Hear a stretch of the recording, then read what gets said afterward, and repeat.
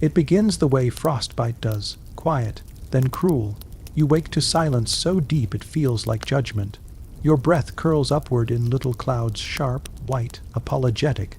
The straw beneath you crackles as you shift, but it offers no warmth. It never did, just a thin, scratchy lie between you and the frozen earth. Your ribs ache. Your toes no longer feel like toes, just stones. You blink once at the rafter above your head, warped and bowed with age. There sit on it a rat track, a memory maybe. Your blanket is stiff with cold. Your knees tremble without permission, and your hands look like they belong to someone older, someone who stopped being remembered.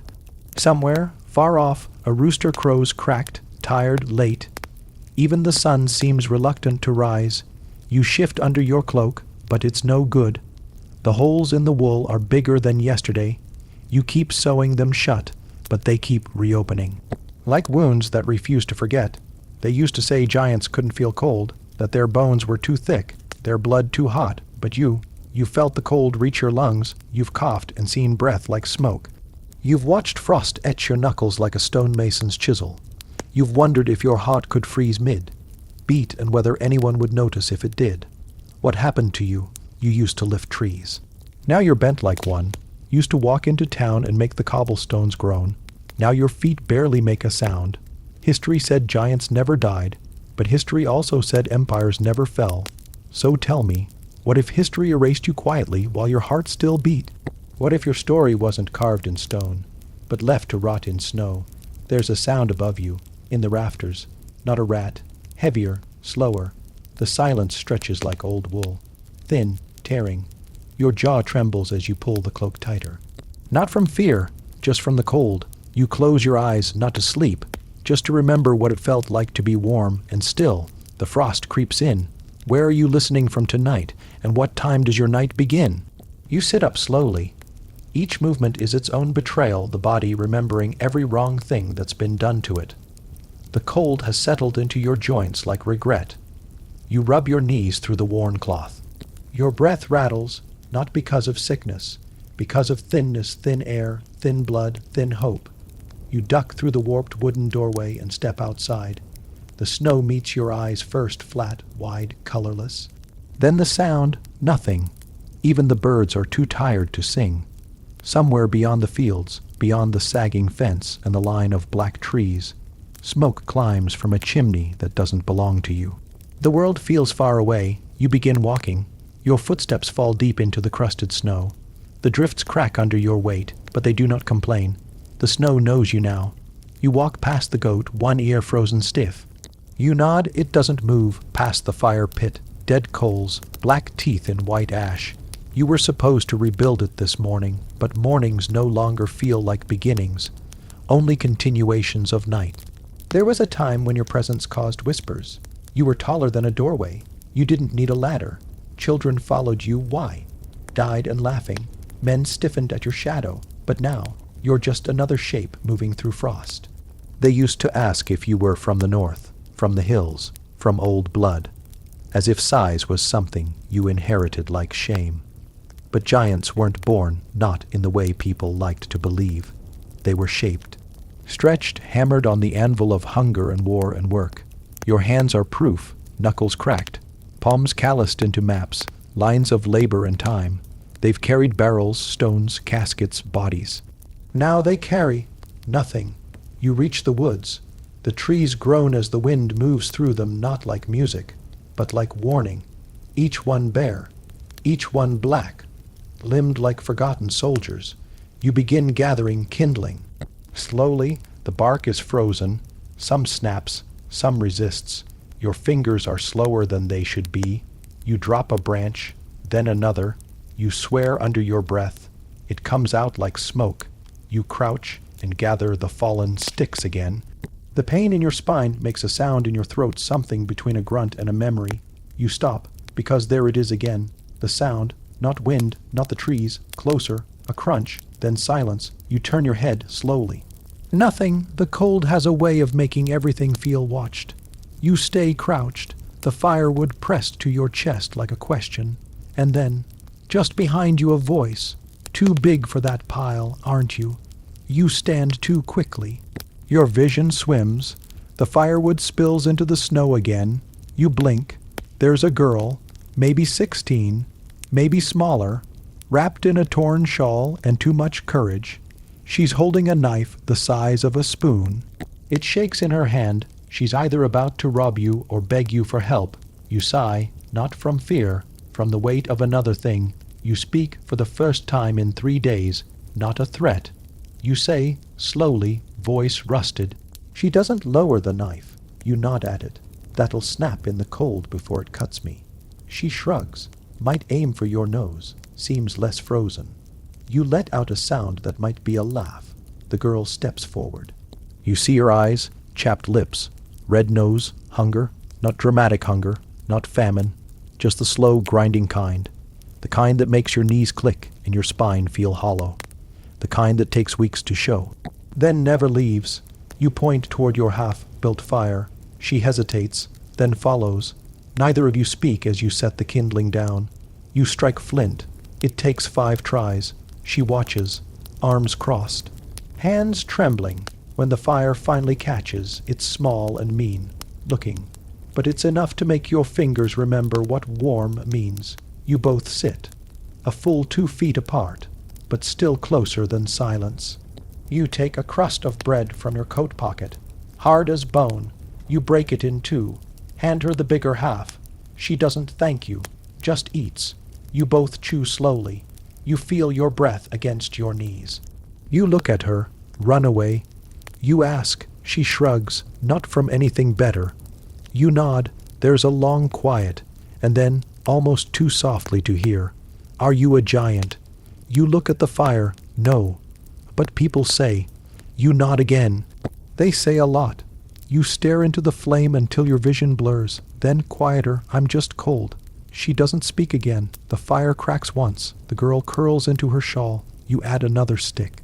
Above you, a branch creaks, like an old door remembering something. She falls asleep first, mouth open, arms tucked under her chin. You watch the snow settle on her boots, then on yours. The fire will die by dawn. But you don't move. You're not afraid of wolves. You're not afraid of the dark. But you are afraid of fading, of becoming something even colder than this night. The kind of cold that no fire can touch. The kind of silence that outlives sound. You close your eyes, but that wasn't even the worst part. The fire has burned down to a soft red wound in the snow. You don't move. Your knees are stiff now. Your hands rest on them like forgotten tools. The night presses down, and the silence grows teeth. The girl sleeps. You can hear her breath, light, uneven, the kind of breathing a body does when it doesn't fully trust its own sleep. You watch the smoke rise. It bends westward. The wind is changing. That matters. You don't remember why, but it does. You shift your weight and feel the snow hardened under your knees. It's always harder where you've sat. Like the earth flinches under you, even now the girl stirs. She mumbles something into her sleeve. A name maybe, or a place. You won't ask. Names don't mean safety anymore. Only memory, and memory is brittle in this cold. You reach into your cloak and check for the bird. Still alive, still warm. Its heartbeat like a whisper pressed against your ribs.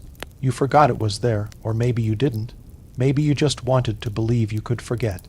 You lean back and rest your head against the log behind you. The bark is damp. It smells of rotten time. You close your eyes, not to sleep, just to stop seeing the whiteness for a while. Then a sound. Not near, but not far enough either. A voice. No, not words, just movement. Deliberate, slow, heavy. Your eyes open. The girl is still asleep, but something has changed there along the tree line. A figure, standing, too tall, too still. Not a bear, not a man. You don't stand. You don't move at all, because even without motion you remember that shape. A robe, a hood, something metal glinting at the throat. One of them you lower your eyes, slowly as if sleep still weighs you down, and when you look again, the figure is gone. The trees sway gently, as if nothing stood among them. You stay still for a long time, until the wind picks up and brushes snow across the coals. Only then do you lean forward and gently shake the girl awake. She startles, blinks, then narrows her eyes at you. You nod toward the ashes. We have to move. She frowns. Why? You don't explain.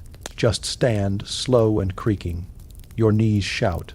Your spine sighs. You begin gathering your things, a cloak, a satchel, a half-beaten crust. She watches you. Then, without a word, does the same. You walk west. The path is not a road, just a pattern of slightly flatter snow. You walk in silence for a while. She speaks first. What was that? She asks. You don't answer. Not because you don't know, but because putting things into words makes them real. And real things are harder to walk away from. She stops, points, a deer, half, frozen, still standing. Its eyes are wide. Frost rims its eyelashes. It doesn't move as you pass. Why doesn't it run? She whispers. You don't know, or maybe. You do. You keep walking. Your feet are soaked now. You can't feel your toes. The cold travels up your legs like a rumor slow. Then sudden. You stumble once.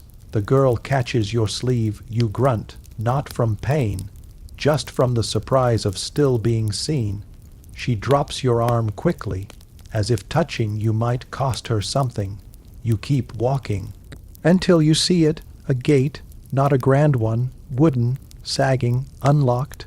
Beyond it what used to be a farmstead, a crumbled wall, an empty trough, one boot half, buried in snow. She hesitates. You nod. Shelter. You push the gate. It groans. The sound echoes like it used to mean something. Inside, the world feels quieter. You step into what once was a barn. No roof. One wall missing. But it's enough to break the wind. You drop your things in a corner. She does the same. Neither of you speak. You gather some old straw, shake out the mold, and build a dry patch against the back wall.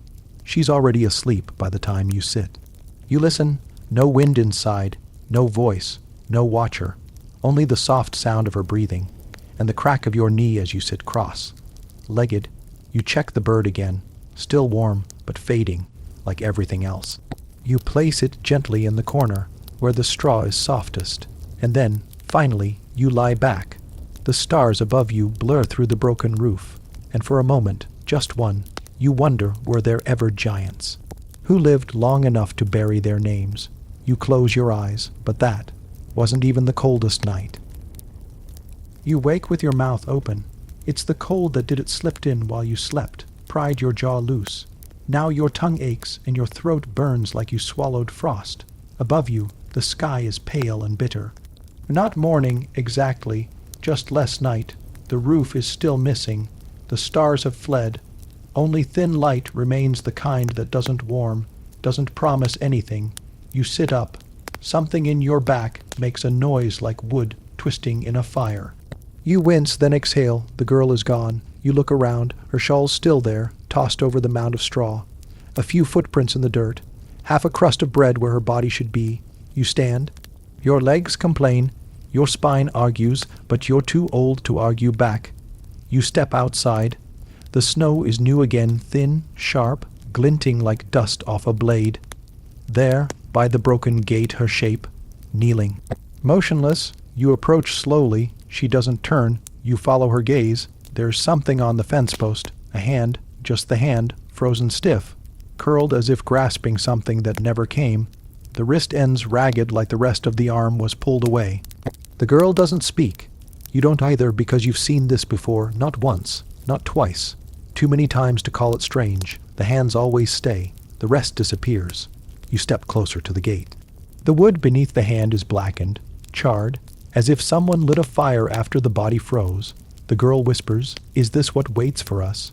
You don't answer, because you're not sure whether it's a question or a prophecy. You turn away. We move. You say. It comes out hoarse, dry. The girl looks at you like she's searching for a map. Then she stands. You gather your things.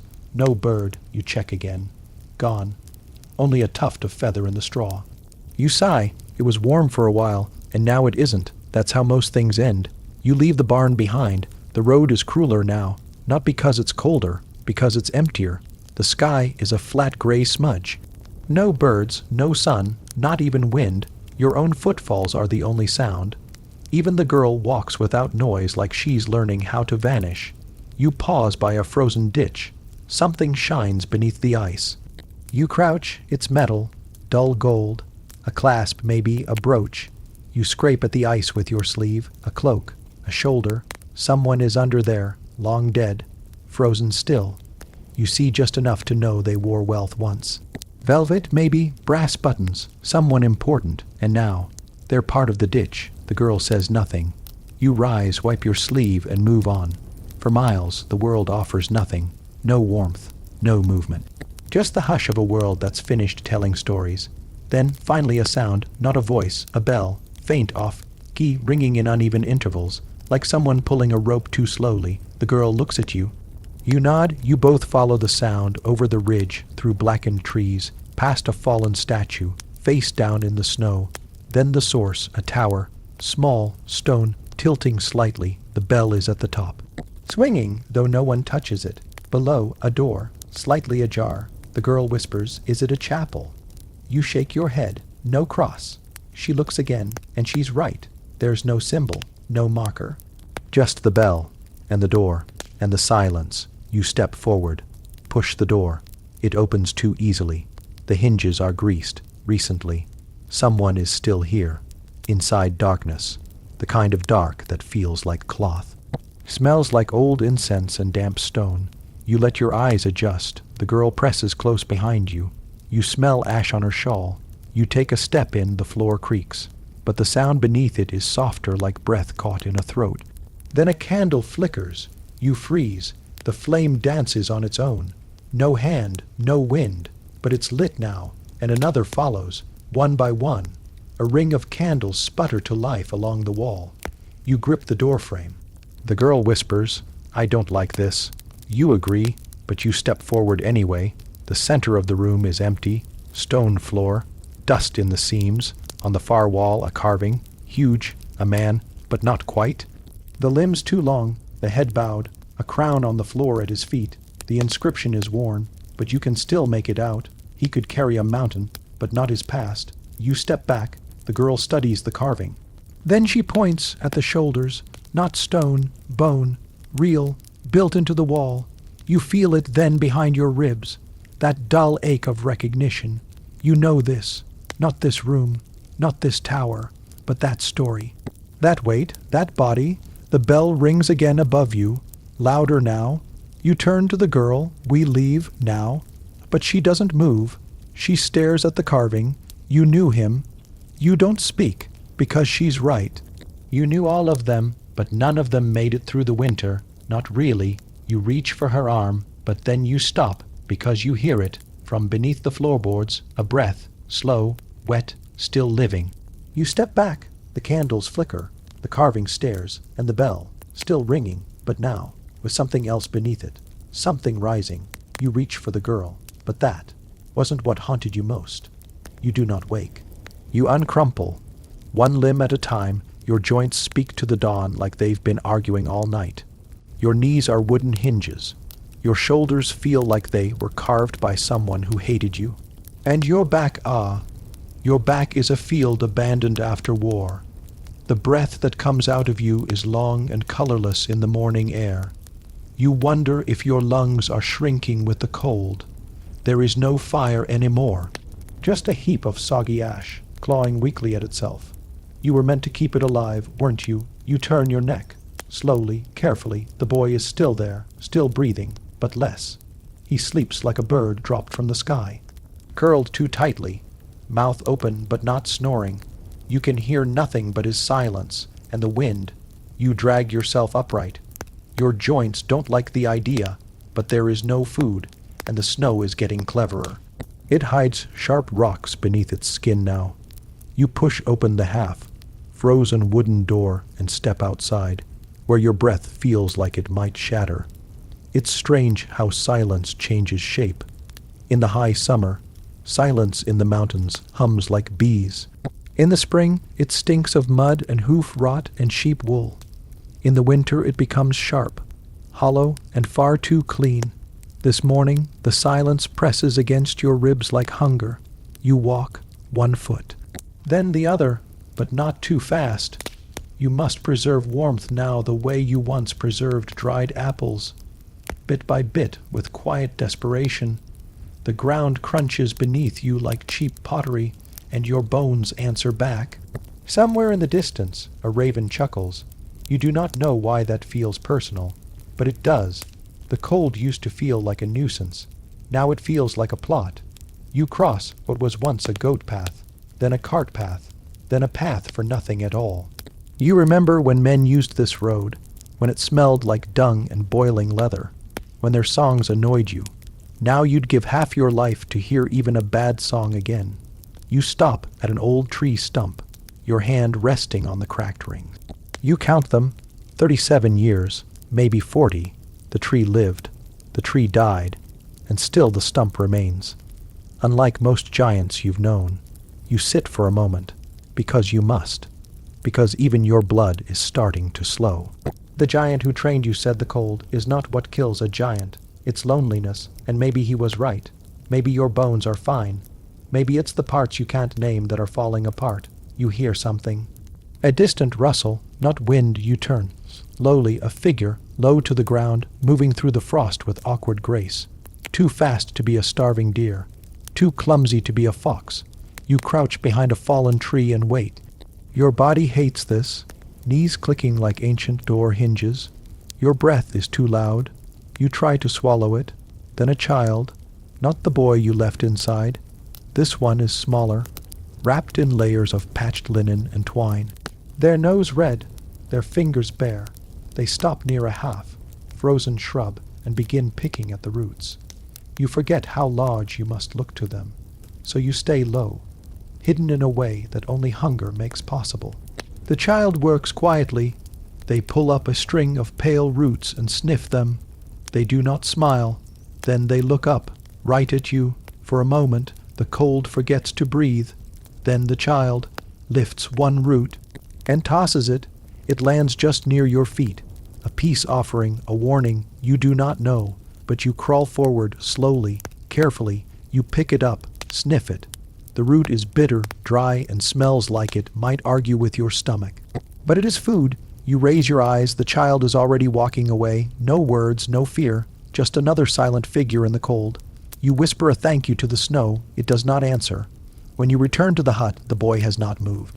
His lips are pale now, not blue, just pale. You crush the root and drop it into what's left of your water flask. You warm the mixture with what little heat your body gives. You feed it to him slowly. His mouth does not protest. He swallows. Eventually, you try not to cry. You're too cold for tears. Even your grief has frost on it. Then that night he speaks, not much, not clearly, but enough to hear it. "My sister," he whispers. You lean closer. His voice cracks like old wood. She said, "You had bones like trees." You do not answer, because you do not know what that means anymore, but perhaps it means you are still standing. And maybe that's enough for now. You lie beside him. You keep your palm against his ribs. He is still breathing. You count them. One. Pause. Another. Then you fall asleep and dream of something that might have once been home. But that wasn't even the worst part. You wake with your hand still resting on his ribs, rising, falling, slow, uneven, but still moving. There's a pause between each breath now, long enough to make you wonder. Then the chest lifts again, just barely. Like his body still wants to argue with the cold, but less. You pull your hand away. Your fingers leave a warm, shaped mark on his tunic. It fades quickly. You sit up. Your spine crunches like gravel. You don't sigh anymore, not out loud. Even breath feels like a luxury some mornings. The fire is gone again, of course it is. But the ash is dry, and the wind hasn't yet found its way back through the cracks in the walls. A small mercy, one of those quiet kindnesses the world offers only when it's too tired to be cruel. You rise. The roots you boiled last night gave him enough strength to murmur, "You'd need more today." But the forest is further now, not in distance, in effort. You wrap your cloak tighter, threadbare, damp, smelling of straw and old fear, but still yours. You step outside. The snow has changed again. It's not falling, it's waiting, a stillness so complete it makes your joints ache louder. You used to think silence meant peace. Now you know better. Silence is what the world sounds like when it forgets you're here. You walk toward the tree line. Each step is a negotiation. Not with the snow, but with your knees. You reach the edge of the woods and pause. There are no birds, no twigs snapping. Even the wind has grown cautious. You crouch low and begin to dig. The ground fights back. You speak to it, not with words, but with your hands, digging slowly, rhythmically, like prayer. You unearth a handful of roots, enough for broth. Maybe not enough for hope, still, better than nothing. You turn to leave and stop. They're half buried under frost, a boot, worn, cracked, attached to something. You crouch again, brush back the snow. A man, face down, arms curled in, as if trying to shield something or keep something in. You nudge the shoulder. It doesn't resist, frozen solid, but you see what he was protecting, a satchel wrapped tight in cloth. Pressed against his chest like a last thought, you open it. Inside, a rolled piece of parchment, a cloth, wrapped bundle, and something heavier. You take the satchel back to the hut.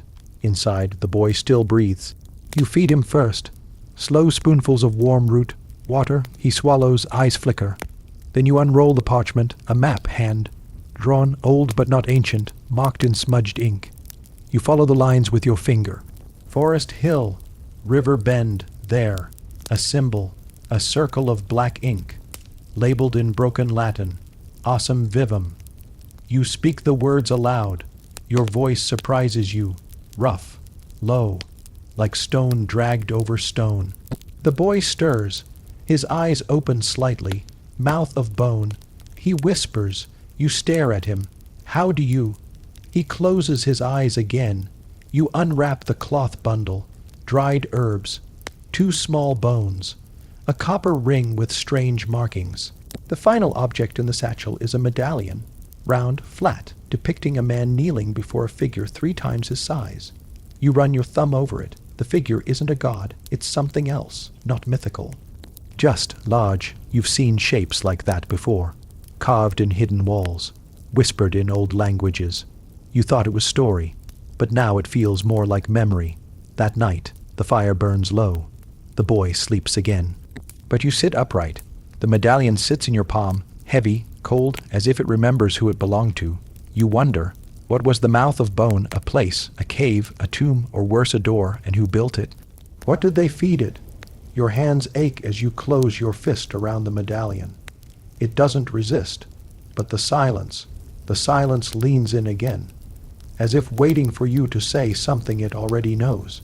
You lie back, the straw whispers beneath you, the map, the bones, the boy's breath, the weight in your palm, none of it fits yet. But the wind outside has begun to speak again, and its voice is no longer empty. It remembers something, but that wasn't even the beginning of the mouth. There is something strange about this piece of cloth. It is stitched into the shoulder of the old man's coat, like a memory someone tried to sew shut. But it doesn't match the rest of his rags. It's darker, heavier, worn smooth like a child's favorite blanket.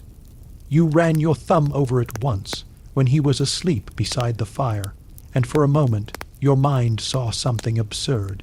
A tent, a purple one, with iron rings and silk ropes and laughter inside. Laughter like coins being thrown in the mud. It was just a dream, just a cold fingertip and a wandering mind. Still, something in you whispers, he wasn't always this. The old man, this half, blind bone, hollow stranger who walks like he still carries a mountain. He coughs now, from the cold, from the wet ash, from the memory, you do not know. He always hides the cloth with his blanket again, like he's ashamed of it, or afraid of what might follow. The valley has changed. Somewhere in the night, you descended farther than you meant to. You had followed the dry riverbed for warmth. It's easier to trap heat in a gully. But now, the sun no longer reaches down here, not even in the afternoon. Your skin smells of clay and wet moss. Above, the cliffs breathe mist. Below, your footsteps sink. You are not alone here, though no people live in these lowlands. There are broken branches high in the trees, and large round dents in the mud where something heavy passed by. Once, a bird called out, but it didn't sound like a bird. It sounded like a question. The old man stops walking, then turns his ear toward the fog. He does this sometimes, like he is listening for something that hasn't yet been born. And again he says it, This is where my brother died. Not my friend, not my son. He says, brother. Like it still stings his teeth. You crouch beside him and wait. There's nothing to ask. He speaks only when he chooses. But tonight, you wish he would tell you what kind of brother dies in a place like this.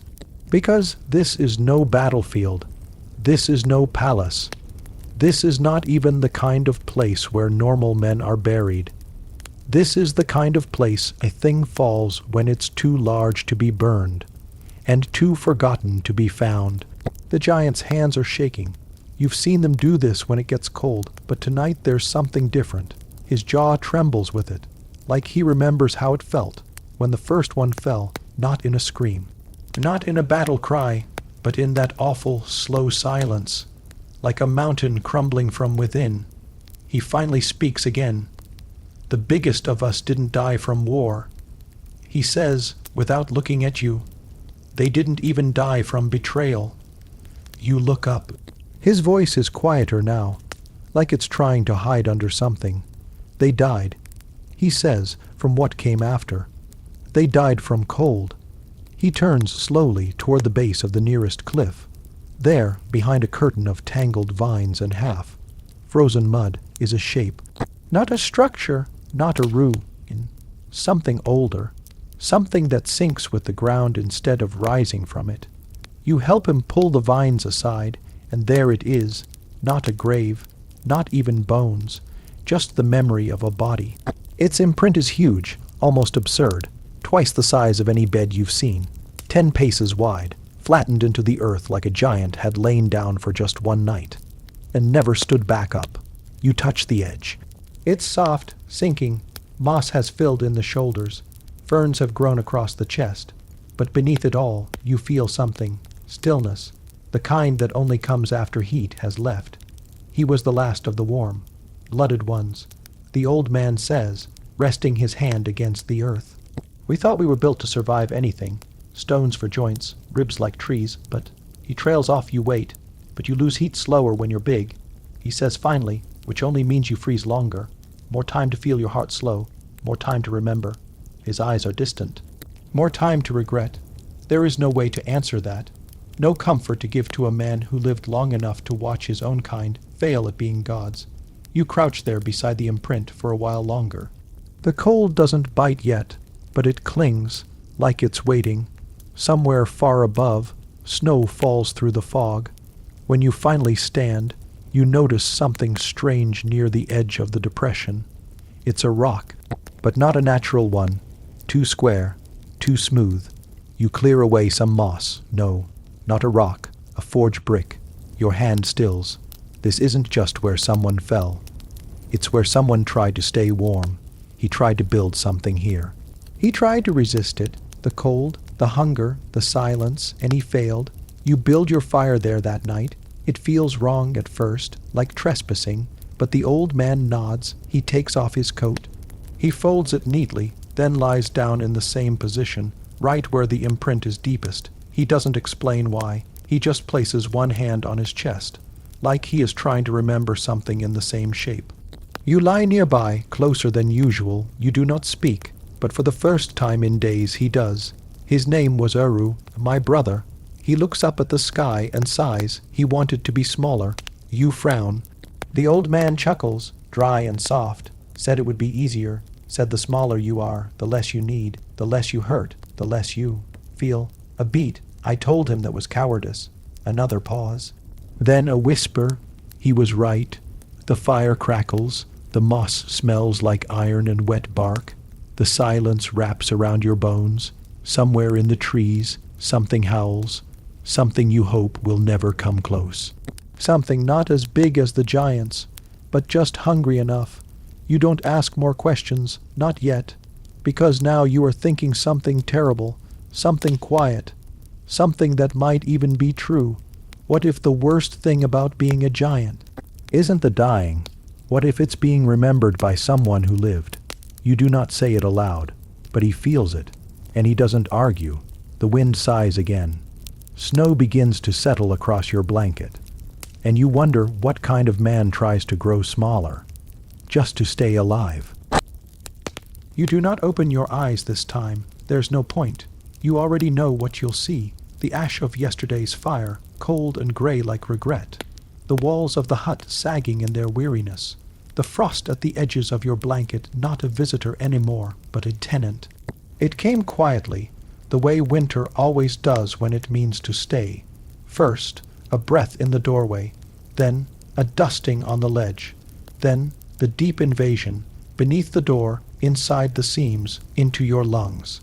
You used to believe fire was loyal, that if you fed it, honored it, it would never abandon you. But today it has. You press a hand against your chest. The wool of your shirt feels stiff, almost frozen. Beneath that, your ribs, beneath that, your lungs, they move barely. You're still here, but you wonder if the fire knows, or if it simply forgot. Your fingers curl toward the hearth. There's wood stacked beside it. The good kind, birch, split thin, bark like paper. You were saving it for a worse day. Apparently, today didn't qualify. You smile at the thought. A crack of dry lips. No sound. Even giants don't waste wood for nothing. You were taught that by a woman with rough hands and eyes like charcoal. She once slapped your wrist when you tried to burn green pine. Tusk. She hissed. Fire's not your servant. You earn its warmth. You tried. You always tried, but now, you aren't sure how much you have left to offer. Your knees complain as you sit up. Your back cracks. Your breath stings. Outside, the wind hums like a song half. Remembered and wholly unwelcome. You shuffle to the hearth. The coals aren't dead. Not yet. They glow like stubborn memories. You breathe on them. Whisper. Plead. You strike the flint. Once, twice, 10 times. A spark. You shield it like a secret. It flickers, then vanishes. So do you try again? Of course you do. Because cold doesn't kill you all at once. It steals a little each hour. Your fingertips, your thoughts, your name. You strike the flint again. The spark flares, brighter this time. You feed it the dry birch. You whisper her old words. The flame stirs, a hesitant tongue. Then a lick, then a curl, and then a glow. It lives, so do you, for now. You hold your hands to the warmth. They look smaller than they used to, and the fire doesn't recognize you. It does not lean closer. It does not leap with joy, but it burns, and that is enough.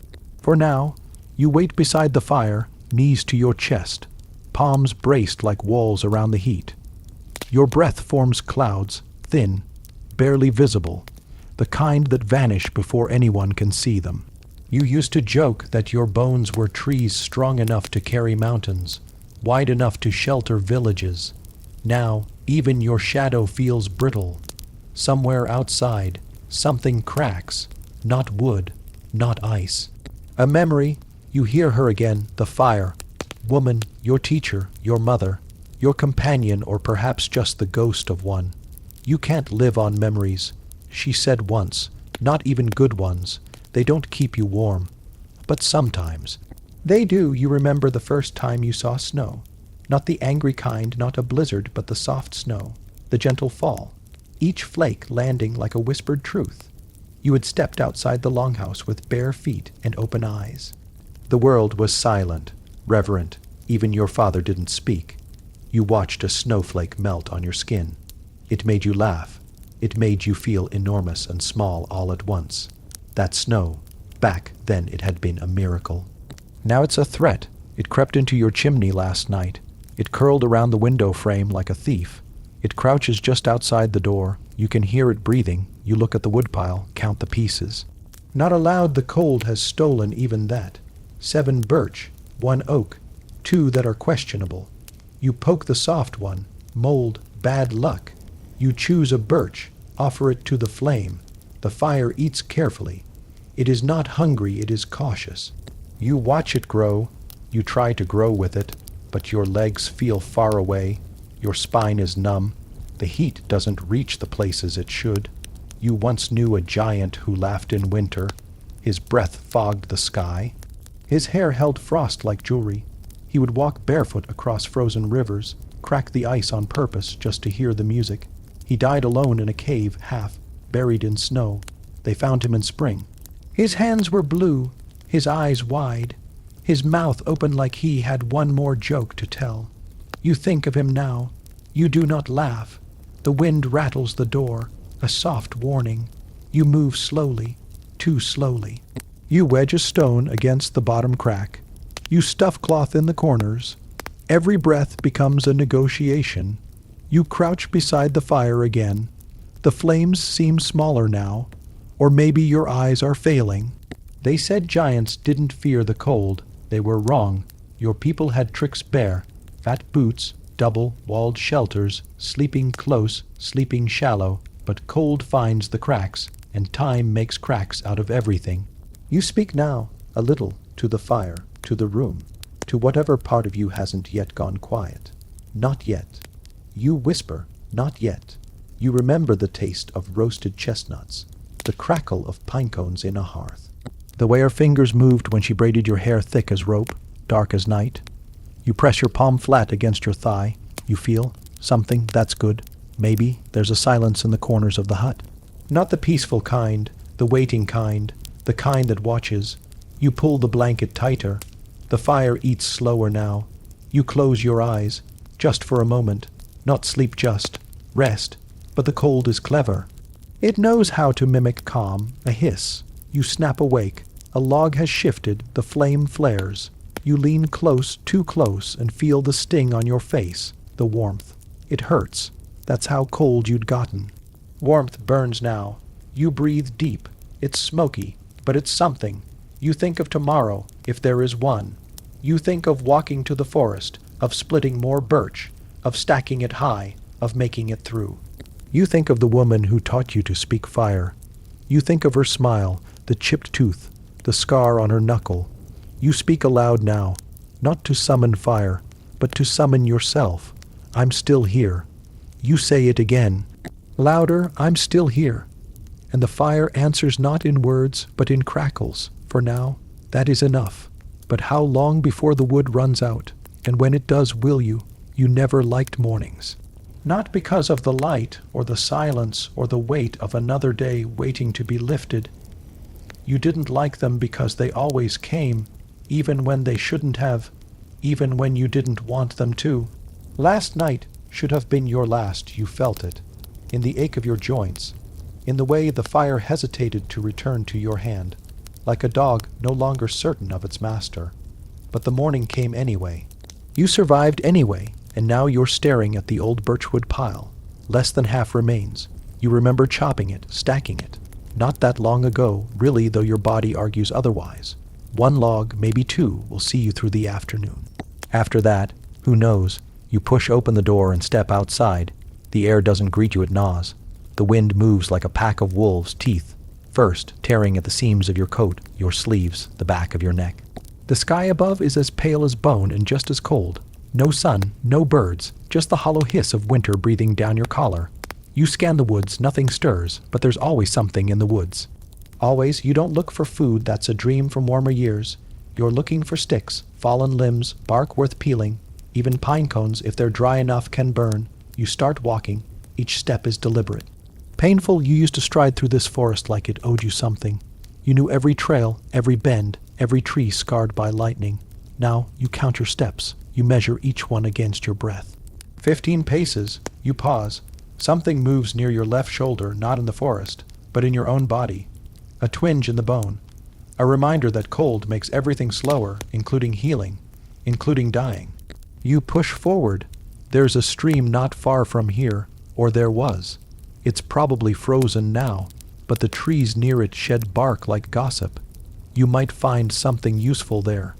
A branch snaps beneath your boot.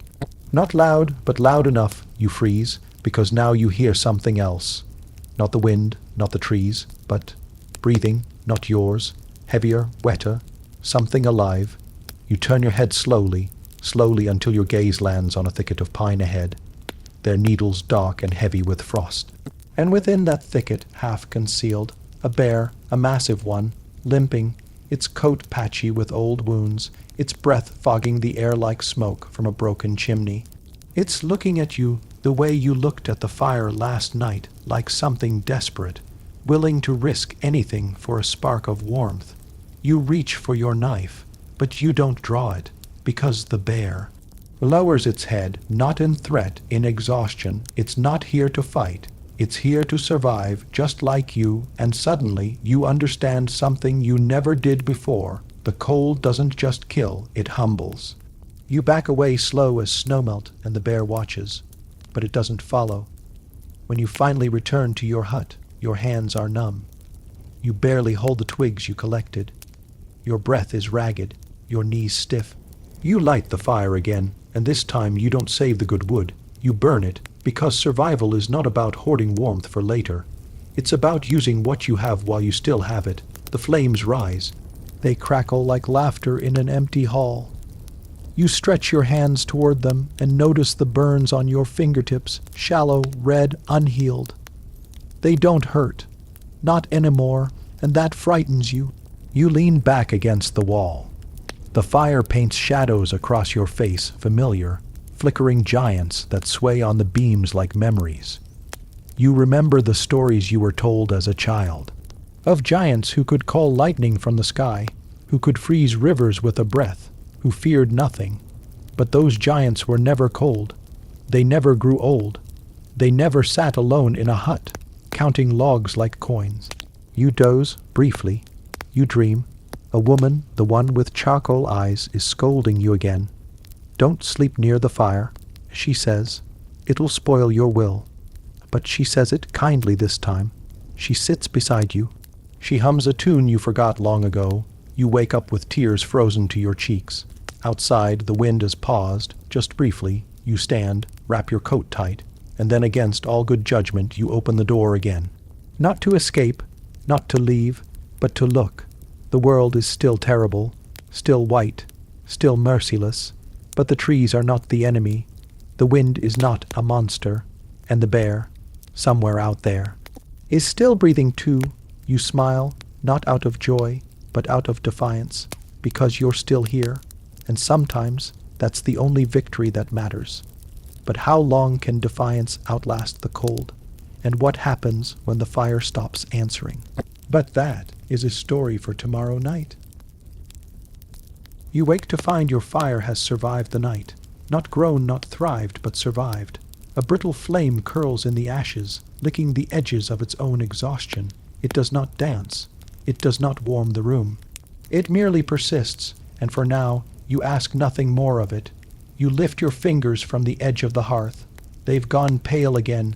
Not white, not blue, just pale, like boiled roots, like old bone. You blow gently on your fingertips, trying to coax them back to feeling, back to you. A giant's body does not lose heat easily. That was once your pride and your burden. You could walk barefoot across ice rivers. You could kneel in the snow until your knees went numb. You once slept through a blizzard with nothing but a cloak and a bad idea. But that was when your blood moved faster, when your bones were younger, when your stomach was never this empty. You glance at the little pile of birch. 2 sticks left, that's all. You think, maybe today you'll find more. You think, maybe today you'll eat. You think, maybe today you won't die. These are not promises, just thoughts. Thoughts are lighter than hope. You step outside, and the cold greets you like a forgotten god. It presses against your skin, slides down the back of your neck, wraps around your ankles like an old curse. The wind hisses through the cracks in the stone path, lifting frozen dust into the air. The world has turned to white and silence. You look up toward the ridge. The trees there still hold their burden of snow, old pines with shoulders heavy from too many winters. You think of them as brothers, taller than the others, stronger, but slowly breaking, like you. You used to call the ridge Bread Hill. There were roots there once. Wild turnip, bitter thistle, boar tracks, even the occasional egg tucked in the hollow of a fallen branch. That was before the frost deepened, before everything softened into hunger. Still, you walk. Your boots are hard as bark, but the soles have thinned. Each step feels like a conversation with the earth, and the earth is not kind today. There are no animal tracks, no paw prints, no feather marks. The snow is unbroken, except by yours. You reach the ridge by midday. If it is midday, the sun has not shown its face in days. It hides like a coward behind gray clouds. But the wind up here is worse, and that's how you know you've climbed high enough. You press your back against a pine. Its bark stings your spine through your coat, but it doesn't matter. You rest, you breathe, you listen. And for the first time in 3 days, You hear something that is not wind or your own heartbeat. A creak, not from the trees, from below. You lean forward, peer down the slope. They're barely moving a creature. No, a shape, moving wrong. Slipping, dragging, you squint. Not a deer, not a bear, not even a wolf. A man, you haven't seen another soul in weeks. Your breath fogs before your lips. The figure stumbles forward, bundled in layers. One hand clutches something, a stick. No, a staff, limping, struggling. But walking, you watch in silence. Something inside you stirs. Curiosity, perhaps, or memory. You were raised to keep your distance. Humans are small, yes, but sharp. They carry steel and suspicion. You've seen how they look at you as if you were a mountain that could move. A threat, a warning, a myth come too close to the road. But this one is just trying not to fall. And it's not walking toward you. It's walking toward your hut, your fire. You shift your weight. The snow beneath your heel groans. You do not call out. You do not move. You watch him disappear over the next ridge. And then after too long standing still, you follow. Not quickly, not directly. You take the long path. You don't know why. Perhaps to give him time, or to give yourself time to decide what to do. When you reach your hut, the door is shut. Smoke curls lazily from the chimney, too thin to be yours. Too fresh, you approach slowly, quietly. Inside, the man is crouched by your fire. He is older than you imagined, wrinkled face, shaking hands, one boot off, steaming sock held too close to the flame. He's added twigs to the coals, not your birch, just broken deadfall. Smart. He hasn't seen you yet, or maybe he has and simply does not care. You clear your throat. He startles but doesn't rise. He just turns. His eyes are sunken. His beard is white with frost. His face looks like tree bark left too long in the wind. He speaks, not a greeting, not an apology, just, didn't think anyone lived here. You say nothing. He gestures toward the hearth. Fire was still warm. Figured I wasn't stealing. You still say nothing. He smiles, faintly. Not much to steal anyhow. You step inside. The warmth hits you not enough to matter, but enough to remind you what warmth feels like. You shut the door behind you. The man studies you carefully now, not afraid, but cautious, like someone who knows better than to trust tall shadows. Didn't mean trouble. He says, just cold, too cold to keep walking. You nod. Not because you believe him, but because you understand. He pulls his cloak tighter. Name's Merrick. You sit on the floor across from him. The fire crackles between you. You do not tell him your name. You haven't used it in weeks. It sounds foreign now. Instead, you offer him a piece of dried root. It's bitter, nearly useless, but it's all you have. He accepts it without thanks, just nods. Together, you sit.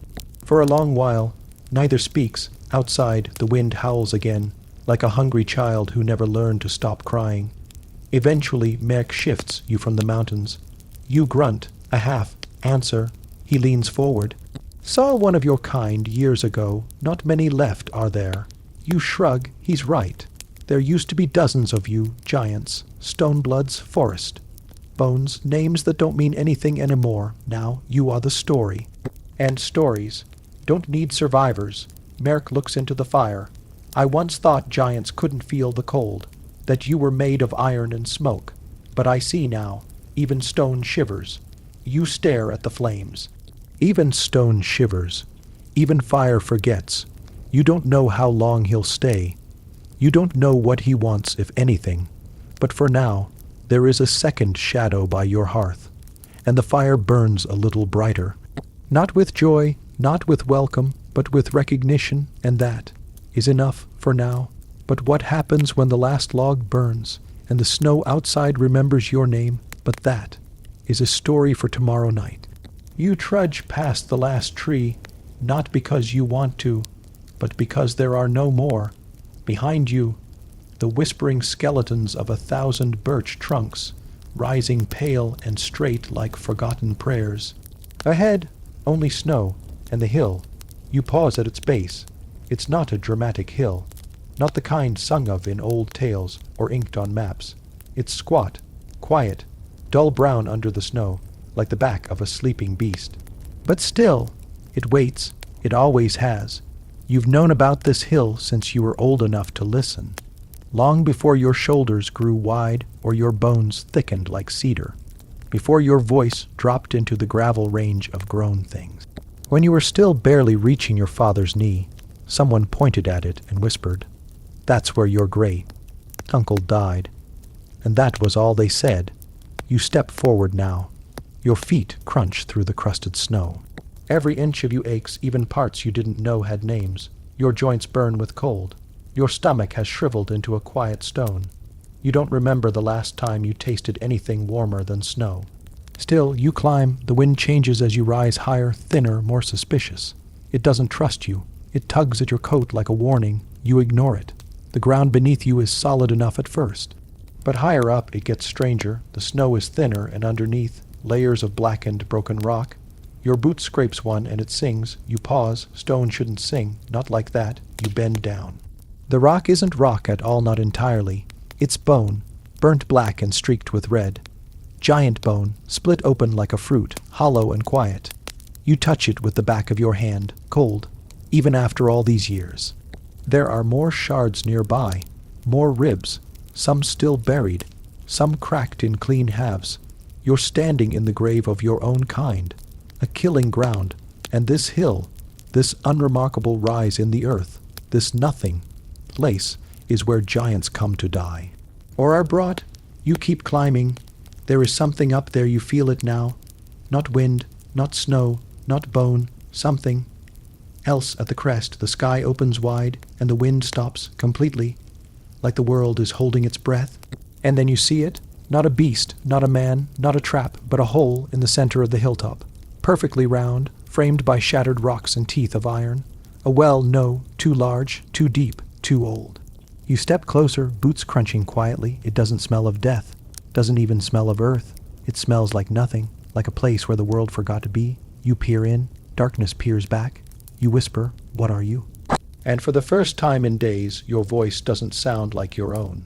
It sounds like something borrowed, something the wind used to use before it got tired of you. You kneel, your bones crack. You press a hand to the edge of the hole. It's warm, not hot, not burning, but warm, like skin. That's when you realize it's breathing. The hole, the hill, the bones around you, all of it. Breathing in, out, slower than mountains, older than war, hungrier than famine. You scramble back. You fall. You don't care. Your breath fogs the air. Your heart thunders, and still, nothing attacks you. It waits, whatever it is. You understand now what happened to your great uncle. And all the others. They didn't fall here. They came here. They chose this hill because it offers something no blizzard or beast can. A way to leave, to vanish, to become part of the old things. No more hunger. No more firewood. No more aching joints and shrinking days. Just warmth. Forever. You sit down in the snow. You close your eyes. You listen. And you ask yourself, is this surrender or mercy? The warmth calls again. A pulse beneath your hands. You could crawl forward, slip inside, let the hill eat you, let the cold forget you. No one would blame you, but someone might miss you. You think of her hands rough and ash, stained, slapping your wrist over green pine.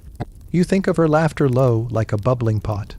You think of how she looked at you like you were still worth saving. You don't want to die on this hill. You want to tell her about it. You want to warn someone. You want to live long enough to make it matter. You stand. Your knees scream. Your teeth chatter. The wind starts again. You descend. The hill doesn't fight you. It lets you go, for now. And behind you, as you leave, the warmth fades. The hole sleeps again. But not forever. Never forever. Because giants still grow tired. Still grow old. Still wonder, is there a gentler way to go? But that is a story for tomorrow night. You move slower now, not from weakness, not exactly, but because the world has shrunk around you. The path, the trees, the wind, all of them tighter than they were, not in size, but in patience. Each step feels like it must be requested, negotiated, earned. Your breath is no longer steam, it's just effort. The slope you climb is not steep, but the snow is crusted over from the freeze. brittle on top and slushy beneath. Every third step breaks through. Every fourth makes you curse the warmth you once begged for. Somewhere behind you your tracks already blur. The storm is not cruel, only thorough. You don't speak aloud anymore. The cold steals your voice too quickly. It offers nothing in return but echoes and frostbite. Still the memory of her voice walks beside you. Don't look for the sun, she said once, tugging a hide over your shoulders. Look for what the sun used to touch. You didn't understand then. You do now. A rock face where the moss is still green beneath the snow. A bent pine where birds once sang before their hearts froze mid-beat. A narrow ledge that once dripped meltwater every morning now rhymed in icicles, weeping themselves into stillness. You find the ledge. You kneel. You brush snow aside until your fingers sting. There it is. The notch in the stone, no bigger than your thumb, shaped like a crooked smile. You exhale carefully, slowly. It's still here, which means the path still remembers you, and you somehow still remember how to find it. Not all giants had maps, but some carved them into the bones of the earth. One notch, one mark, one handprint at a time. You press your palm beside the notch. Your hand is smaller than it once was. The rock is colder than memory, but the trail accepts you. You move forward. Behind the ridge lies a gulch, and inside the gulch, a cave. And inside the cave, you don't let yourself think about it yet. It's better not to hope too soon. You reach the gulch by nightfall, or what passes for night in this season of pale, endless twilight. The wind here howls in tongues you haven't heard since your blood ran hot. Old sounds, warmer times, your legs protest, but they obey. You descend. The slope is cruel. The ice shears off in chunks beneath your steps. Once you fall, your elbow thuds into the frozen earth. You lie there a moment, just breathing, just listening to the cold as it creeps inside. But then your hand finds another notch, a deeper one. Carved not by time, but by someone like you. You rise. At the bottom of the gulch, your feet meet stone. You brush away snow. Yes, a doorway, a real one, once arched, now sagging. The lintel above is cracked. The rune's barely visible, but it's still standing. You enter. The warmth doesn't greet you. There is no warmth, but there is silence, and in the silence potential. You step into the dark. You do not fear it. This dark has seen you before. It doesn't remember your name, but it remembers your shadow. The cave walls press close, but not cruelly.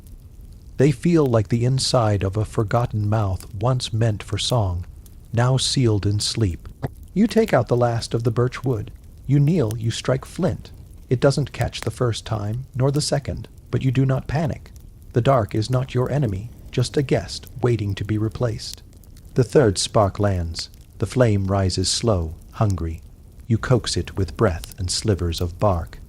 You whisper the old rhyme she taught you, not for magic, not for power, but because rhythm warms the lungs. The fire crackles. You sit. You look around, and in the flickering light you see them, the others, not people, not ghosts, but memories, scratched into the walls in giant hands older than yours, drawings of storms, of hunts of faces. One looks almost like hers. You touch it. It's warm from the fire, or maybe from something deeper. You don't cry, not because you don't want to, but because there's no water left in you. The snow took it, the cold took more, but here, at least, you have this, a room in the earth, a flame that knows your rhythm, and walls that have waited longer than you've lived. You lean back against the stone. The fire pops, the shadows dance. You are not safe, but you are not lost, and the cold for now has stopped its pursuit. It waits outside, patient as death, but you are here, and the night is not over yet. But that is a story for tomorrow night. You don't stand at first. You kneel. There's a difference. Standing is what you do when you believe the earth won't betray you. Kneeling is what you do when you aren't so sure anymore. The snow outside your hut has grown higher than your knees. It banks against the corners like siege walls. When you crack open the door, it spills inward in a soft wave. Cold sighs through the gap, not a gust, not a scream, but something worse. A hush. You learn to fear silence like this, not when you were young and loud and stubborn, but later when you began to understand what the world takes from the careless. You wedge a shoulder against the door, pushing it wider. Snow resists. It's not light powder now, but hardened crust. It groans like bone grinding against bone. You break through, you emerge, and the world is gone. Not dead just. Hidden. The trees are missing their trunks. Only they're white. Capped tips pierce the pale. Boulders are now mere lumps, smoothed and swallowed. Even the sky gray, empty feels like more snow waiting to fall. And still you step forward, because giants don't fear snow. At least, not at first. You lift your legs high with every step, breaking the crust, dragging your bulk through the deep. Your shoulders ache. Your knees crackle. You pass the spot where the woodpile once was now a smooth white mound. You don't stop. You know where the trail is. Not by sight, there are no tracks left but by memory, the way the land dips, the feel of the wind against your right cheek instead of your left. You count paces as she taught you. 30. 2 to the first bend. Another 20 to the hollow log. The log isn't visible now, but you reach where it should be and reach down. Your fingers find it, barely. It's buried nearly to the top. That's when you understand just how much snow has fallen. Not a storm, no. A siege. You clamber over it, chest heaving. The cold is clever. Not cruel, just precise. It doesn't stab. It seizes. It takes your joints, then your fingertips, then the thoughts just behind your eyes. You must stay ahead of it, so you keep moving. You pass the clearing where the young trees once grew saplings no taller than your elbow. All gone, beneath, you press forward. You think of a time long ago. A woman beside you, not giant, but strong, wrapping furs around her waist, her fingers tracing the edge of your collar. She'd said, "Snow can be a teacher if you let it." You asked what she meant. She smiled and said, "It reminds you what matters."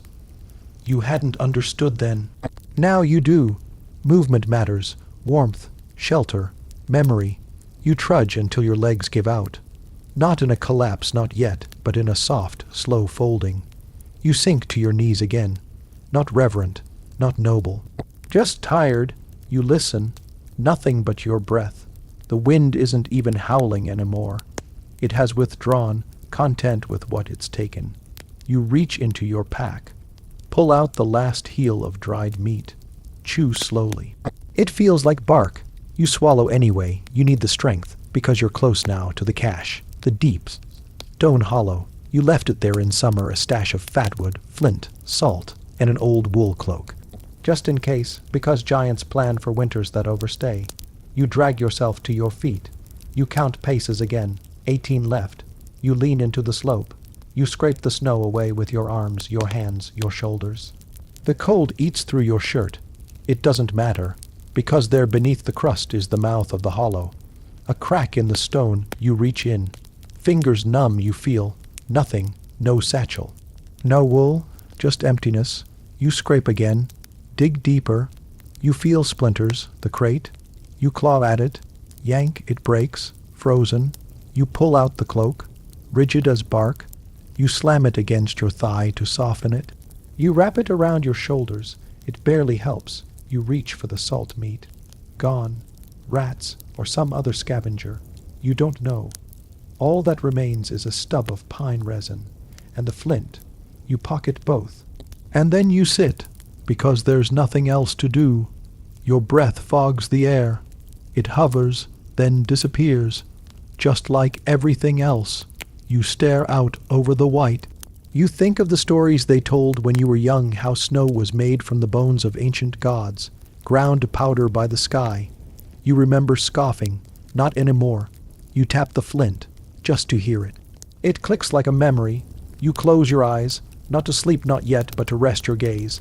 And in that darkness you see her again, not young, not soft, just steady. She says nothing.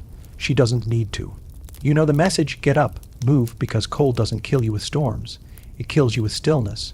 You open your eyes, the white waits, so you rise again and walk, again, because somewhere beneath all this silence, the earth still remembers your name. Even if you don't, but that is a story for tomorrow night. You don't rise with the wind anymore. It winds across the chimney. It snatches at the thatch, claws at the corners of your roof like it wants to peel the world away. but you stay still. The fire has gone out again, not from lack of fuel, but from exhaustion. And you're not so different from it.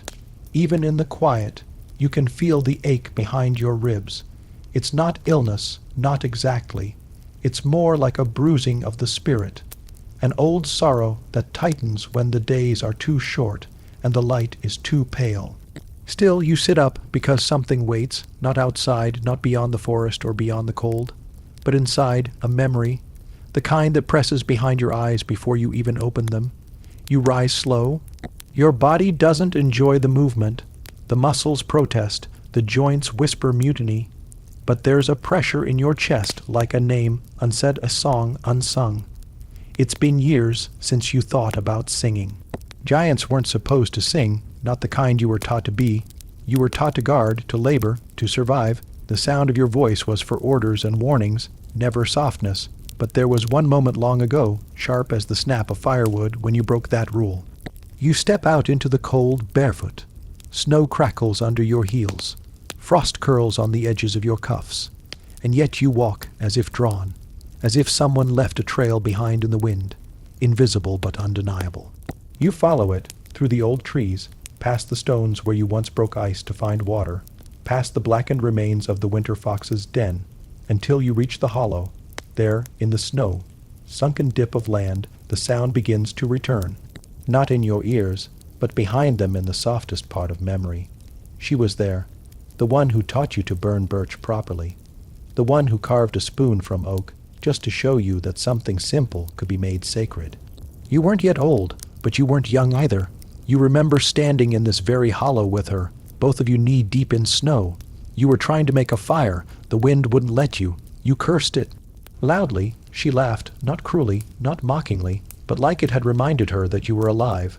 Don't yell at the wind, she said. It's just doing its work. And I'm trying to do mine. You grumbled. That made her laugh harder, and then she did something strange. She sang. It wasn't a melody you knew. There were no words you recognized. It wasn't pretty, but it was real. The kind of singing that felt older than language, a low hum, a pulse from the ribs, a sound like stone remembering rain. You'd never heard a giant sing before, not like that. You asked her what it was. She didn't answer, just tossed a dry pine needle into the fire and watched it burn fast and blue. You think of that now as you kneel in the hollow. The snow is thick here, but the earth remembers. You press your hand into it. Feel the cold seep into your palm, and then, without quite knowing why, you hum. It's not music, not in the way minstrels would call it, not in the way taverns would welcome it, but it's yours, a low, rough sound. Like breath scraped across bark, like thaw finding its way back into bone. You don't know what it means, but you feel it vibrate in your chest. You feel the ground notice. You hum again, this time louder. The wind does not interrupt. It dances around you, almost respectfully. You remember her face again, not in full, not in detail, but in feeling. And that's enough. You hum the third time, and something inside you lifts.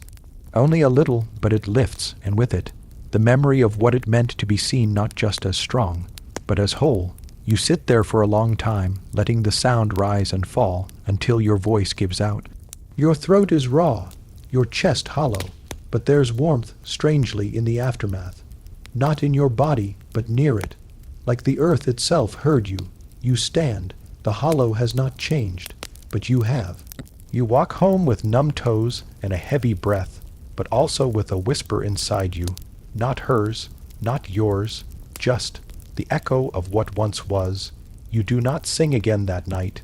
You do not need to, but you wonder, as you lie back down on your stiff blanket, if the giants that came before you also sang in secret, and whether the wind ever sang back. But that is a story for tomorrow night.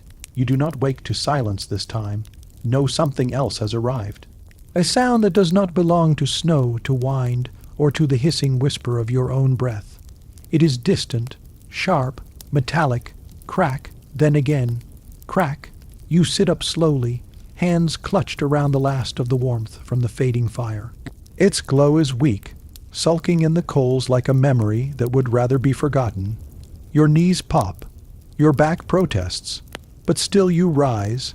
tilting your head toward the noise like an animal sniffing the edge of a storm.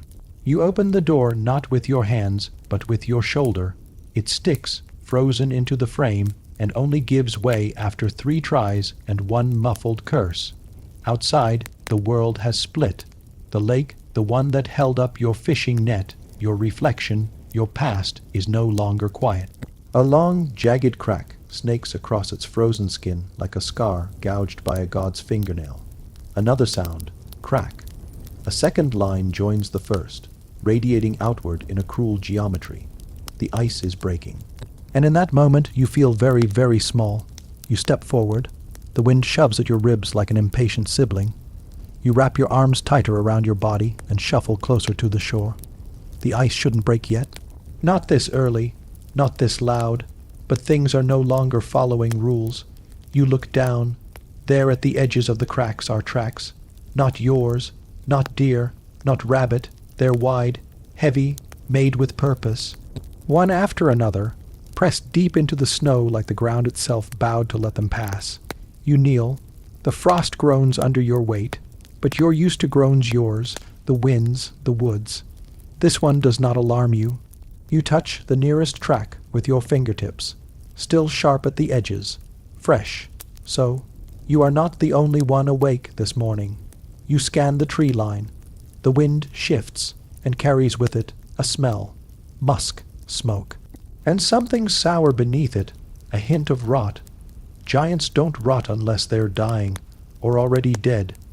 You rise, the ache in your knees now fully awake and fully annoyed with you. You follow the tracks not far. Just enough you see it half, hidden beneath a sagging pine, a figure, huge, curled like a dog that no longer believes in spring. You approach slowly. The giant's skin is blue, gray, stretched too tight over joints like boulders. Their eyes are closed. Frost clings to the stubble of their chin. Their breath is shallow, a whisper in the white. You crouch beside them. One eye cracks open, a sliver of amber behind an ice-crusted lash. You speak, softly, a greeting, an offering, a question. They do not reply. You reach for their hand. It's the size of your chest. You place your palm against theirs. Your warmth seeps in. You feel nothing return. No strength, no heat, only stillness. You whisper again your name, your mother's name, the name of fire. Still, they do not move. So you do something dangerous. You sing, the old lullaby, the one your grandmother used to hum when frost rimmed the shutters and wolves prowled the dark. The words crack in your throat, but you sing anyway. The wind listens. So does the giant. Their eye closes. You stay beside them, knees in the snow, hand against a hand that no longer remembers being warm. And when you finally stand again, your joints scream in protest, but your voice stays steady. You mock the place with a broken branch. You return to your hut. You sit by your fire, and this time you don't burn the birch. You save it because you are not the coldest thing in the forest. Not today, but that is a story for tomorrow night. The storm lasts 3 days, not in sky, but in you. You sleep like an animal not for rest, but for warmth. Coiled under old furs, your breath fogging the thatch above your head, your ears always straining toward the trees beyond your walls. The giant doesn't leave your mind. Even in your dreams, you hear it breathing, or rather, not breathing.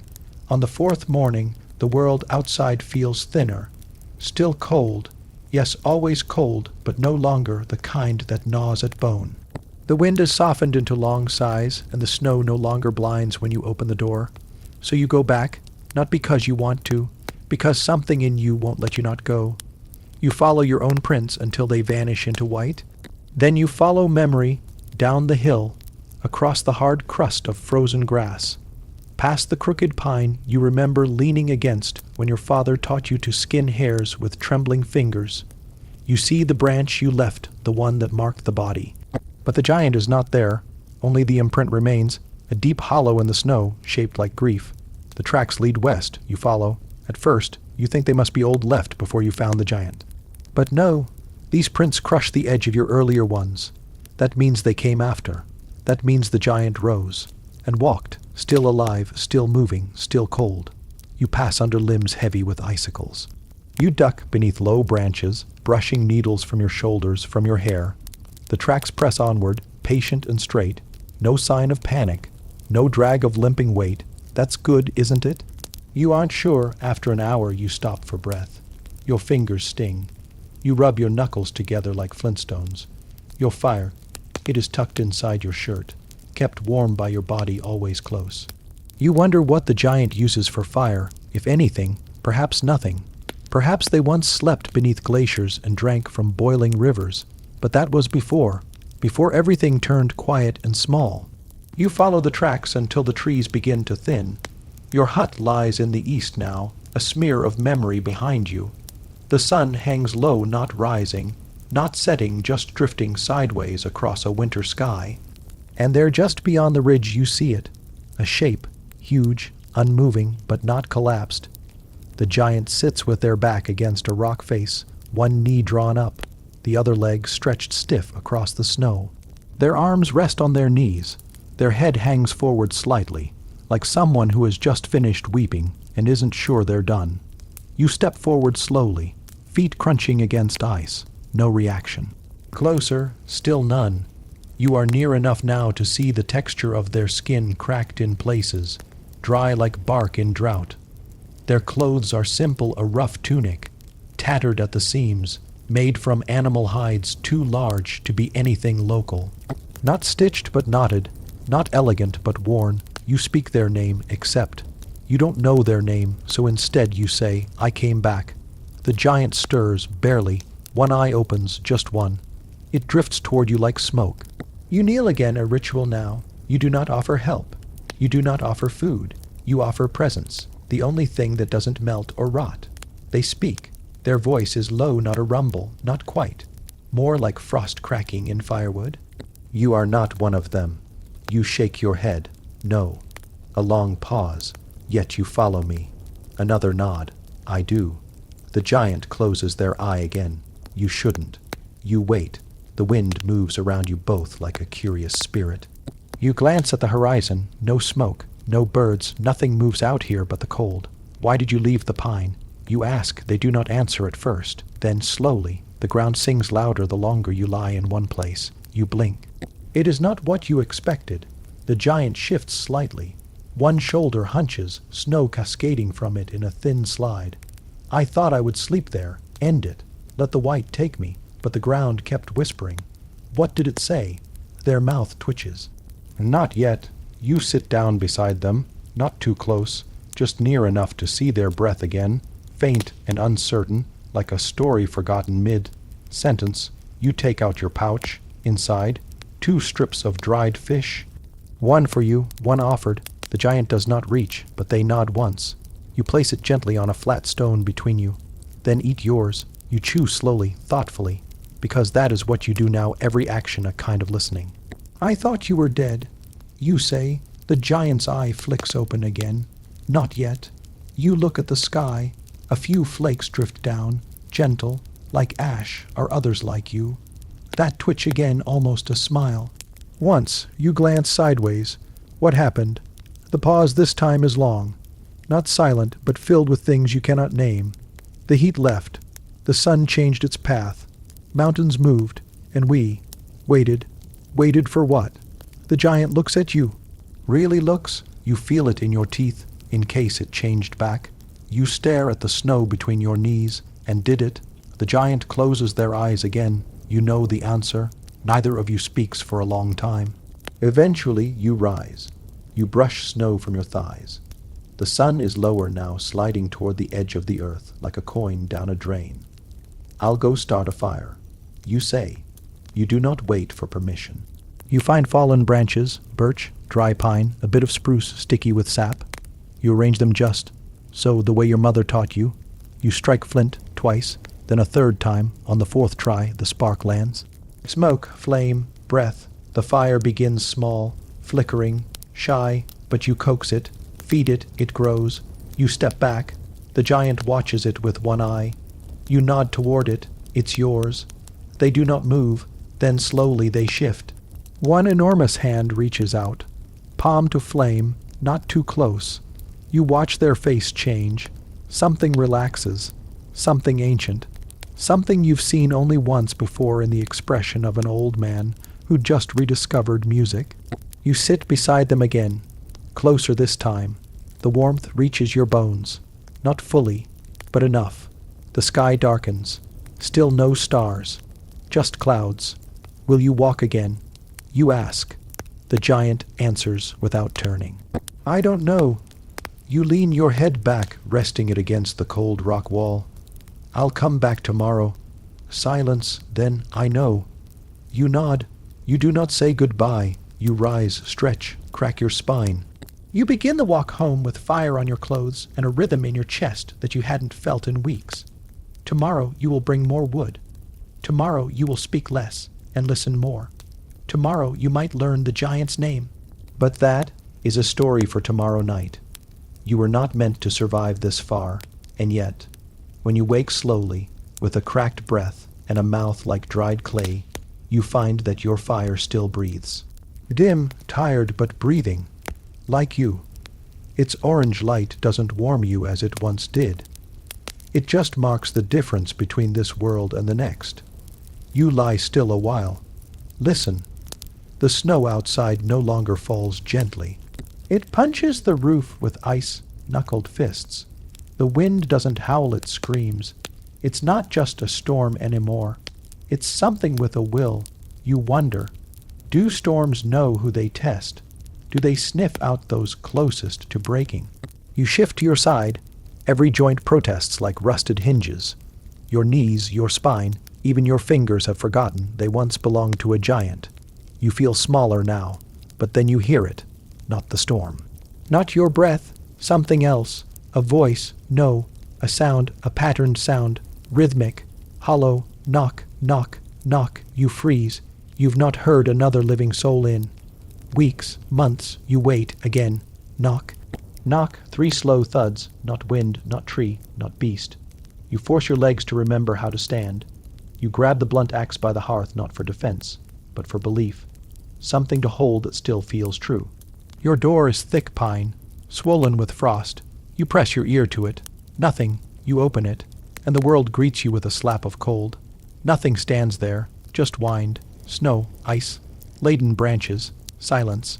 And then, to your left a trail, not footprints, no, just drag marks. 2 wide grooves in the snow, leading away from your hut and into the trees. You don't think. You follow. Each step is harder than the last. The wind shreds your face.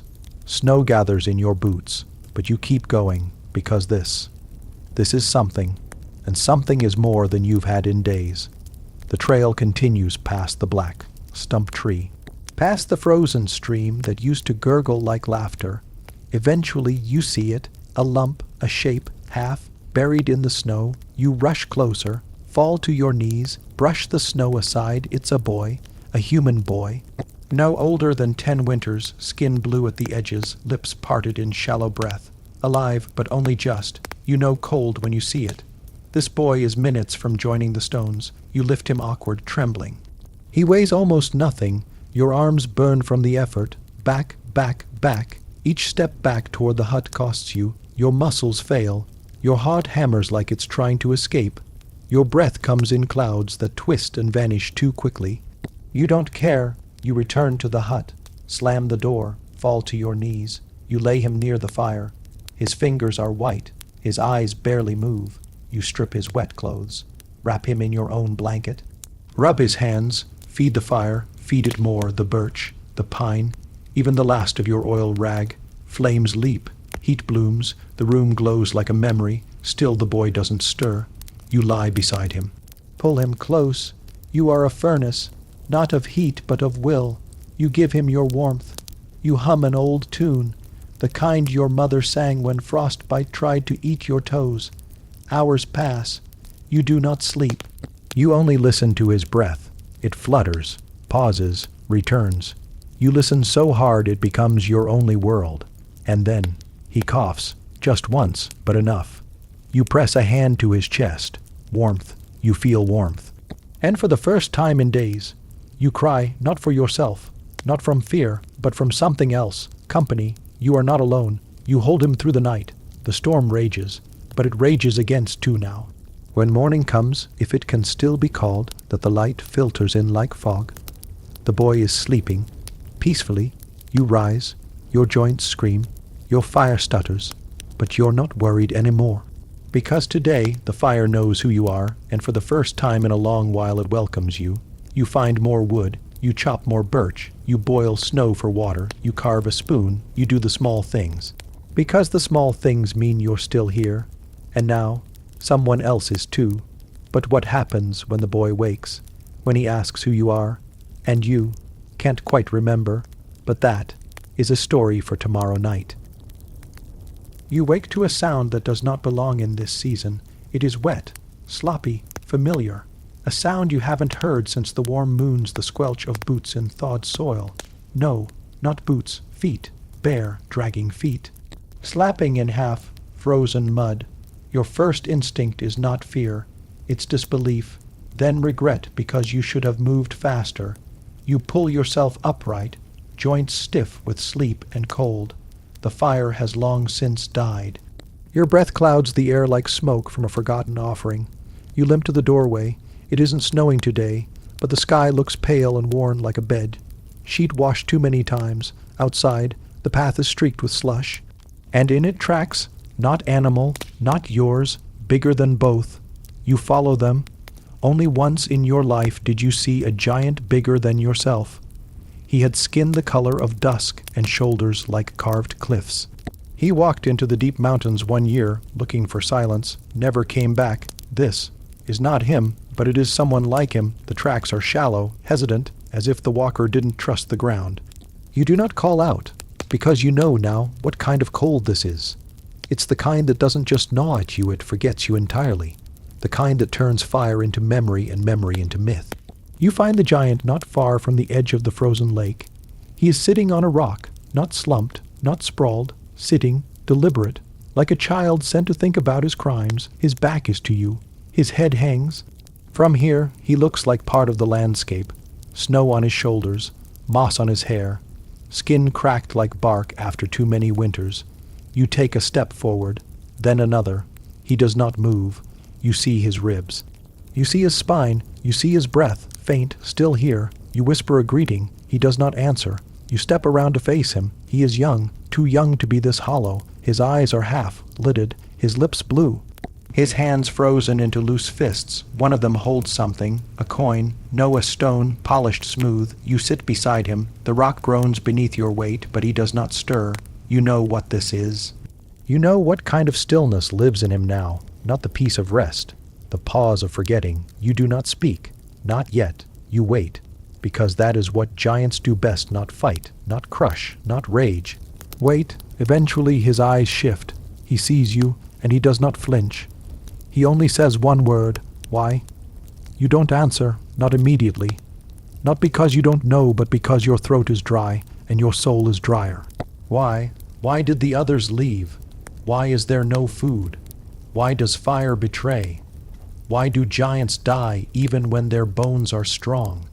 You pick up a twig from the frozen ground. You light it, not with flame, with memory, and you tell him. You tell him about the woman with hands like stone and voice like frost, who taught you how to listen to trees. You tell him about the winter when you carved spoons out of ice because the wood was gone. You tell him how fire doesn't save you, you save fire. You talk until the twig burns down to ash. He blinks, he opens his hand. Inside is not just the stone. There is a sliver of something else, a tooth. Small, human, he says, I didn't mean to. You believe him, because he would not be sitting here, frozen and starving, if he had meant to. You ask him what happened. He tells you slowly that he was hungry, that he was following the deer, that the child came out of nowhere, that it wasn't supposed to be like this. You nod, not in forgiveness, in understanding, because you have done things too, things you swore you wouldn't. Cold makes thieves of all of us. He looks at his hands, at the tooth. Then he lets it fall into the slush. It does not splash, it sinks. You ask him his name, he tells you. It sounds like the name of a storm. You do not offer yours, Names are sacred, and this one you might need to bury. You rise, you extend your hand. He does not take it, but he stands. That is enough. You walk together, back to your hut. The fire is dead, but you still have some birch. You let him strike the flint. He fails twice, 3 times, then spark. You shelter it together, it catches, it burns, not brightly, not for long, but it is fire. And that is enough. You break the last root you had in half. You share it. You say nothing about the cold. You both know it is still here. It will always be here. But for now, there are 2 giants instead of 1. And that makes all the difference. You wonder how long he'll stay. You wonder if you'll survive him or the other way around. You don't wake up screaming anymore. You stopped doing that after the 3rd night the wolves came too close. Now you wake like the earth does, slow, creaking, unsure. Your breath spills invisible ribbons across the air, trailing like the memory of speech. You blink only once. That is enough to know the frost is back. It always returns. It never leaves for long. The walls of your shelter no longer weep. They've frozen dry. The bark no longer bends. It cracks, and your blanket, what's left of it, sticks to your shoulders like a crusted leaf, more husk than help. You sit up without ceremony. There's no warmth to trap, no dream to flee from, no hunger left that surprises you. You are made of cold now. It is inside your bones, the marrow restructured. You do not resist it. You study it. The firewood is nearly gone. 3 pieces remain, 1 thick, 1 split, 1 half. Burned, you stare at them for a long time. This is not hesitation. This is memory. You are remembering how people died when they chose wrongly. In famine years, 1 bad decision was a death sentence. Drink the broth too soon and starve later. Feed the child instead of yourself, and the child lives long enough to watch you collapse. But the real stories, they were never loud, they were quiet. They were like this: a body on a cold floor, hand resting near the last piece of wood.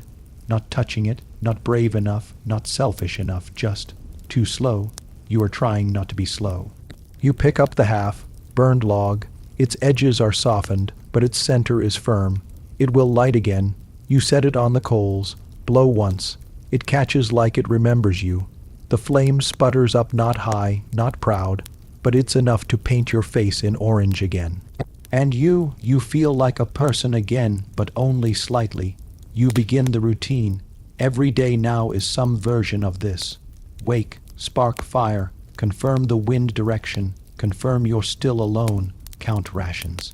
Gather snow for melting, listen for wolves, don't think about how many days have passed. You perform it like a prayer not to a god, but to your own refusal to rot. Outside, the world has become a lesson in stillness. The trees don't move. The wind does, but it isn't playful. It's surgical. It slides between the gaps in your hut, finds your wrists, and presses its argument. Leave, but you don't, you won't. Because somewhere to the east, beneath that blue-white plain of frost and memory, there are bones buried beneath the snow. Not yours, not yet, but his, the other one. You don't say his name aloud anymore. It doesn't help, but you remember. He was taller than you by half a head. His hands looked like woven rope. His voice sounded like when thunder rolls through a valley slowly. People mistook him for a fool. Because he didn't speak much, but you knew better. You saw how he tied rope with one hand, how he carved fish hooks from broken antlers. You watched him wrap a blanket around a dying deer just to ease its last breath. He died here, right here, last winter when the cold came early, and you both thought the cave was enough. It wasn't. He told you to go. He meant it kindly. He thought you'd be strong enough to try, and you did. But you came back. You always do, because the story can't end there. You've been digging, not every day. Some days the frost is too cruel and the shovel too heavy. But when the sun hits right, or when your grief sparks sharp enough, you kneel at the spot where the wind once buried his breath. He died curled, like he was trying to protect something. You don't know what it was. Maybe it was hope. You're trying to finish what he began, but it's hard because no one teaches you how to grieve a giant. The stories make it easy. Giants fall in battle. Giants are slain by clever men. Giants collapse on mountains and split them open. But none of the tales tell you what it means to watch one starve, to watch his face hollow, to hear his breath shorten, to know his dreams were not grand, just warm food, safe shelter, a place no one chased you from. He did not want more than that, but the world said, even that is too much. So now, you carry his stories in silence, you eat what he might have left behind, you sleep in the hollow he carved, you speak only when you have something worth saying, because that's what he did. You are not sure when you will stop returning to this place. Maybe never, because this hut, this crumpled, frostbitten place, is the last room where someone knew you without fear. There are no maps for grief, but if there were, this would be the north edge. Today, the fire lasts a little longer. You take that as a sign.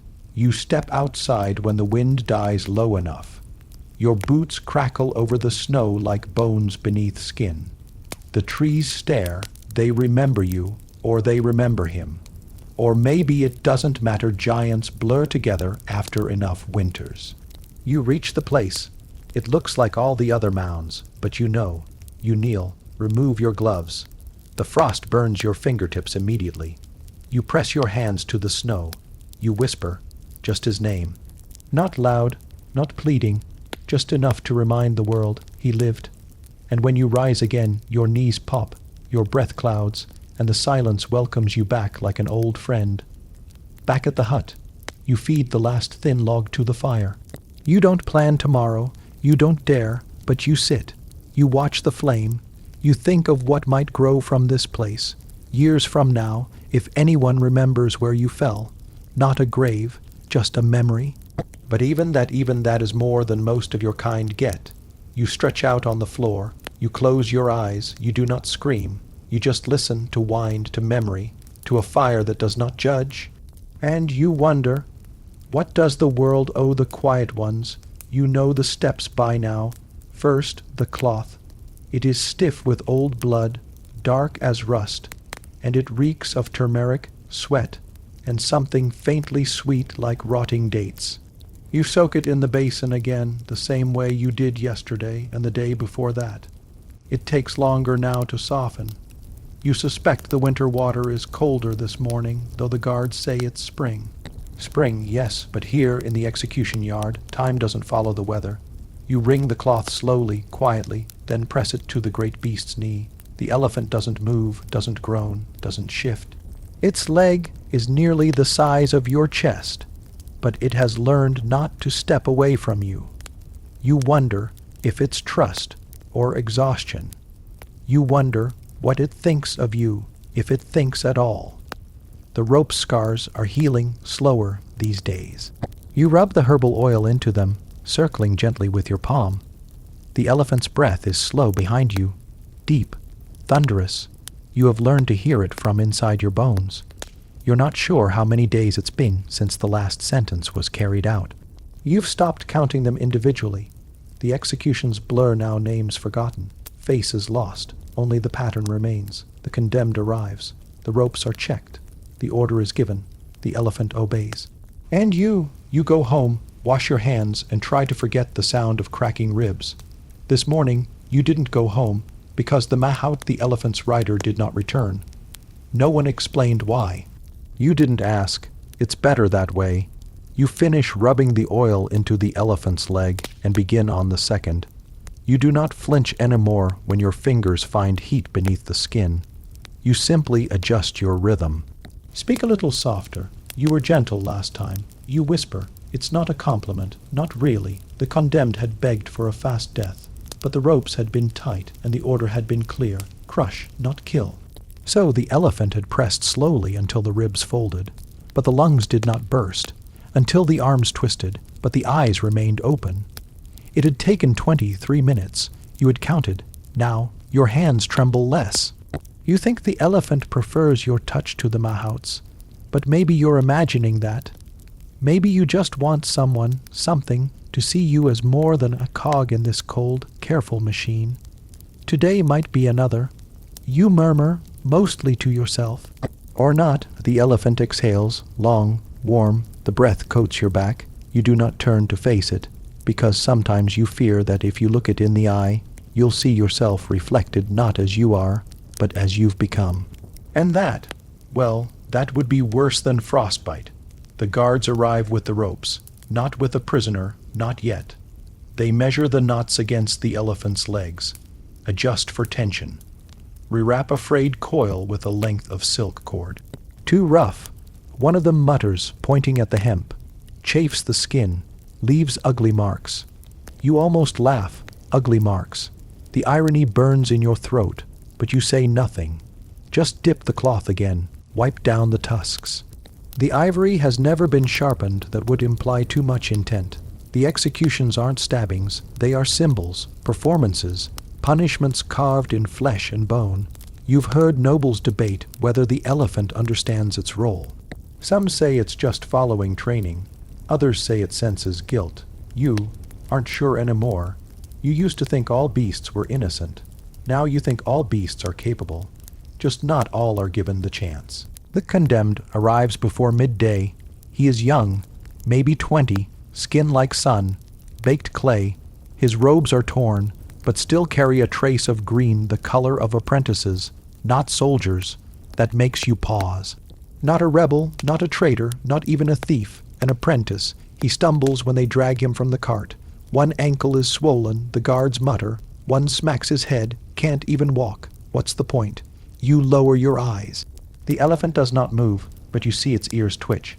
Maybe it heard the voice, maybe it always does. They don't bind him immediately. They wait for the magistrate, a bored-looking man in a fur-trimmed robe who arrives late, mutters the sentence, then steps back into the shade. Failure to pay tribute. Someone says, that surprises even the guards. His master died. One shrugs, the debt passed down. You feel something cold uncoil in your stomach. Not fear, not pity, recognition. You know what it is to be handed a burden you did not ask for. The boy is bound. The elephant steps forward at the signal. It's not a cruel step. It's a practiced one, precise, deliberate. But the boy is weeping now. And for the first time in days, you feel your stomach twist, because the elephant pauses, mid-step. Its foot hangs in the air not by hesitation, but something stranger, something like resistance. The mahout is not here to guide it. Only you, and you are not supposed to give commands. But you are here, and you are watching, and the elephant waits. You hear the muttering, a shuffle of sandals in the dirt. The guards look at each other. The magistrate frowns. Why does it hesitate? Someone hisses. You step forward, hands raised, not high, just enough, not commanding, just asking, and for a moment the elephant looks at you. No, not looks, sees, and then the foot lowers, gently, not on flesh, on rope. Beside the boy's shoulder, a pause, a breath, and then the foot lifts again. The message is clear. It will not obey, not today. The magistrate storms off. The guards curse, they argue, they shout, you remain still. The boy is dragged away, unbroken, but not unscathed. The elephant turns slowly back to you. Its eyes are the color of wet soil. You do not speak, but you reach out, not to command, to acknowledge. It touches your hand with the tip of its trunk, warm, steady, and then returns to stillness, as if nothing happened, but something did. Something quiet, unwritten, and as you sit beside the fire that night alone, with only your own breath to count, you realize you have no idea what tomorrow will bring, or whether the elephant will obey again, or whether you want it to, but that is a story for tomorrow night.